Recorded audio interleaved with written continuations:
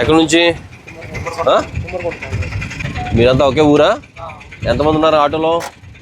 12. ముందు 3, 1 2 3, వెనకాల 1 2 3 4 5 6 7 8 9, మధ్యలో 9. వెనకాల ఎంతమంది ఉన్నారు?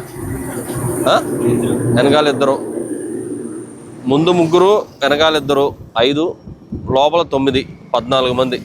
14 మంది ఆటోలో వెళ్ళటానికా? ఏం చేస్తున్నారు మీరంతా? ఏం చదువుకుంటున్నారా? ఏం చదువుతున్నారు? ఎక్కడ క్యాటరింగ్? సార్. ఎంతమంది ఎక్కాలి ఆటోలో? ఎంతమంది ఎక్కాలి ఆటోలో? డ్రైవింగ్ లైసెన్స్ ఉందా నీకు? లైసెన్స్ కూడా లేదా? ఆటో ఎవరిది? అన్నయ్యదా? నీకు లైసెన్స్ కూడా లేదు. ఆటోలో నీతో పాటు 4 ఎక్కాల. నీతో పాటు 3 ప్లస్ నీతో పాటు 1, మొత్తం 4 ఆటోలు. అలాంటిది ఎంతమంది ఉన్నారు? 14 మంది ఉన్నారు. దీని కెపాసిటీ 4 దీని వెయిట్ 4 సంబంధించిన వెయిట్ని క్యారీ చేయడానికే.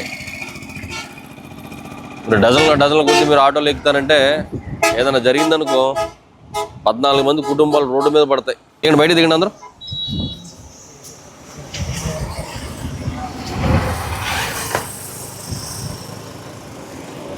ఎవరు మేస్త్రి? ఎవరు మీకు? లేడు, బండిలో లేడా? నిలబడి, అందరు వరుసగా నిలబడండి ఇక్కడ. ఏంటిది? ఇది ఒక ఆటోలో ఎక్కే జనమా? మీకు అర్థమవుతుందా?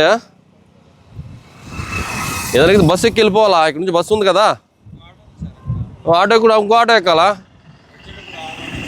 14 మందికి ఆటో ఎక్కితే దానికి కెపాసిటీ సరిపోదు. ఏదన్నా సడన్గా ఏదైనా ఎదురొచ్చిందనుకో, బండి తిరగబడిందంటే మొత్తం కంప్లీట్గా అయిపోయింది. మీ కుటుంబాలనే అయిపోయినట్టే.